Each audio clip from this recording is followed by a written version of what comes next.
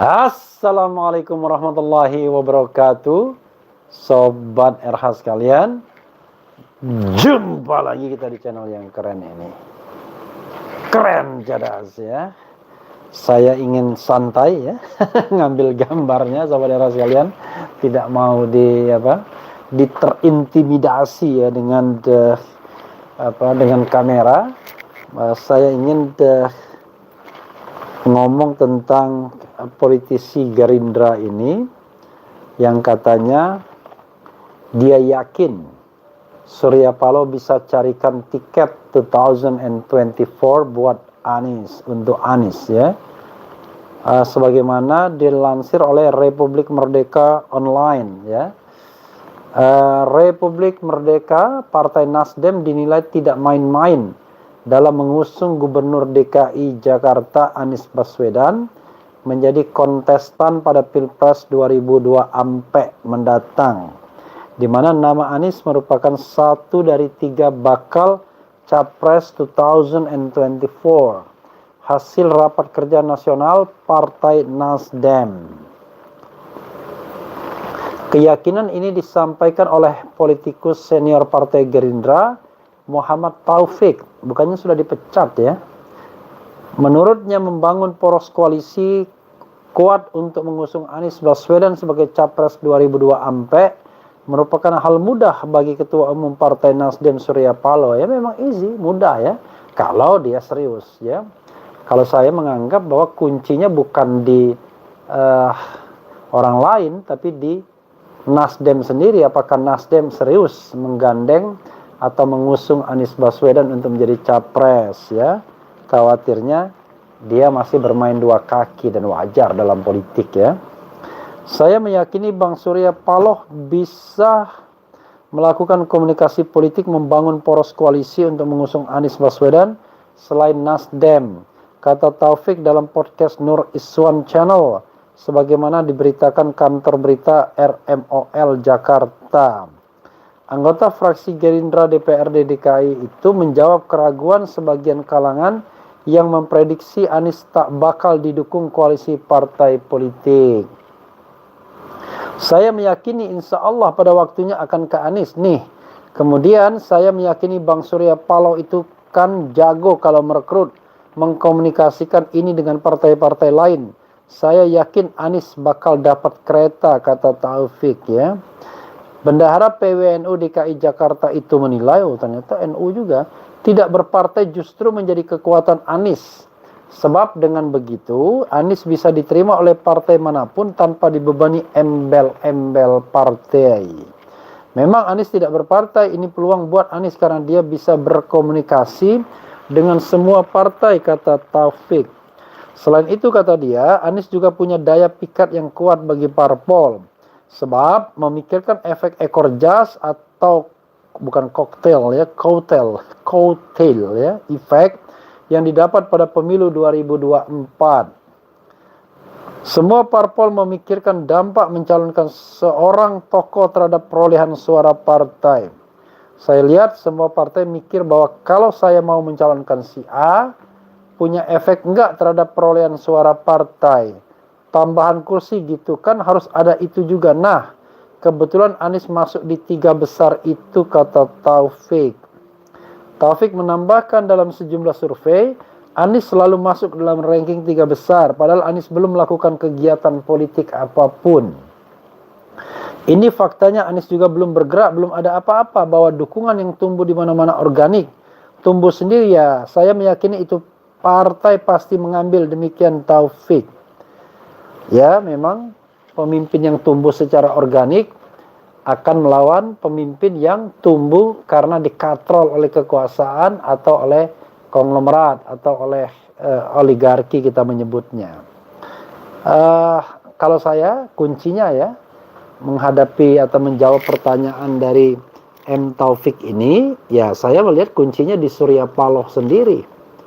Paling tidak yang namanya Demokrat dan PKS itu sudah menunggu Nasdem untuk serius menjagokan Anies Baswedan. PKS menurut saya tidak akan resisten kalau dimajukan nama Anies. Kalau AHY kalau Demokrat paling meminta agar wakil presidennya AHY. Nah, AHY tidak not bad juga, tidak buruk juga karena dia masuk dalam ranking 6 besar paling tidak. Jadi sebenarnya Anies bisa memilih 6 besar itu. Berpasangan dengan Prabowo, wah sangat oke. Anies Prabowo, tapi apa Prabowo mau ya? Berpasangan sama Ganjar, oke juga. Tapi apakah Ganjarnya mau? Berpasangan dengan Sandiaga Uno, salah satu option.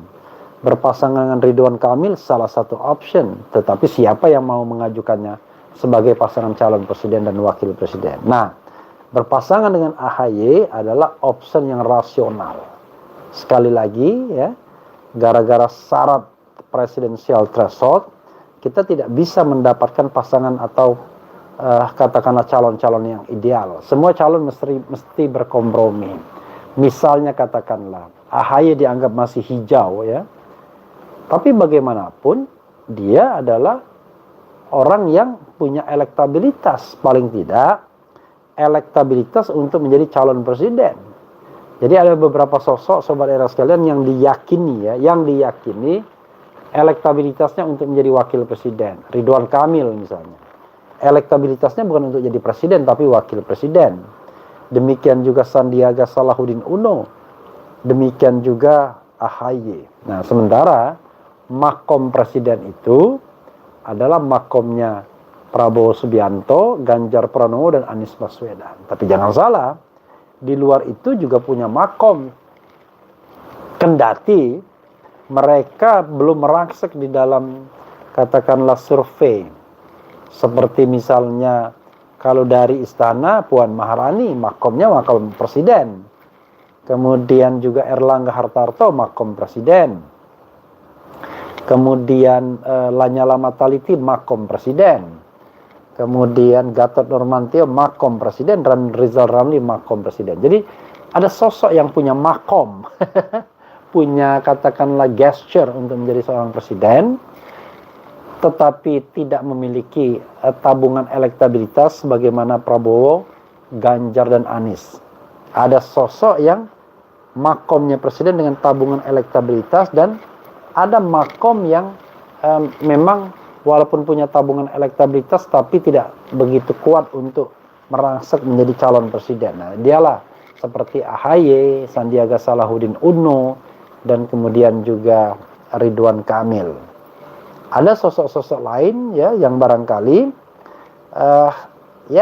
barangkali lebih pada warna dalam politik seperti Muhaimin ya, yang kita tidak pernah melihat elektabilitasnya meningkat. Kalau makom ya mungkin makomnya maksimal wakil presiden juga. Saudara sekalian, politik itu dinamis dan kita belum tahu ya bagaimana kedepannya nantinya. Dan bagaimana keseriusan Nasdem. Karena Nasdem ini adalah partai yang sesungguhnya tidak berasal dari arus kanan. Nah, ketika dia mau mendorong Anies Baswedan, karena Nasdem merasa tidak mendapatkan tempat yang sesungguhnya di koalisi Jokowi, sehingga dia membutuhkan alternatif. Tapi Anies itu lebih karena hubungan personal dengan Surya Paloh yang dekat.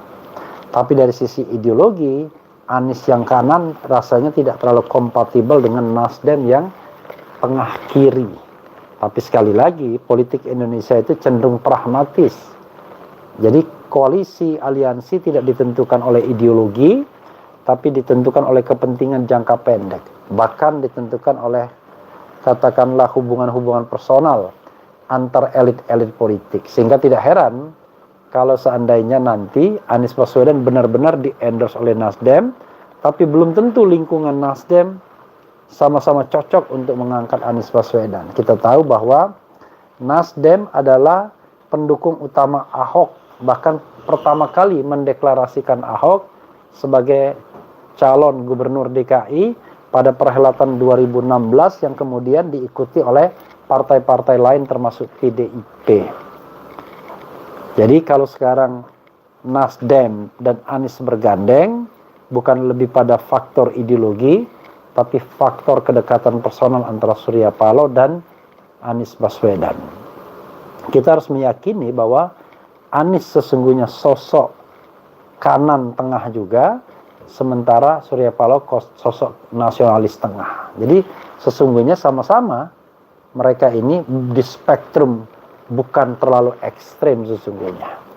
Orang tidak paham saja dengan Anies ya, dengan bakat atau dengan bekal pendidikannya, dia justru lebih berorientasi berpikir ke ke arah globalisme ya, politik-politik modern dan lain sebagainya, dan tidak punya background sama sekali ilmu-ilmu yang langsung terkait dengan agama misalnya. Jadi kalau melihat Anies itu ekstrem kanan rasanya nggak relevan. Pendidikannya pun S1 itu dari Universitas Gadjah Mada, manajemen, kemudian S2 itu dari Amerika Serikat, dan S3 juga Amerika Serikat. Jadi how come dia dianggap representasi kanan yang radikal ya, adanya kanan moderat pastinya.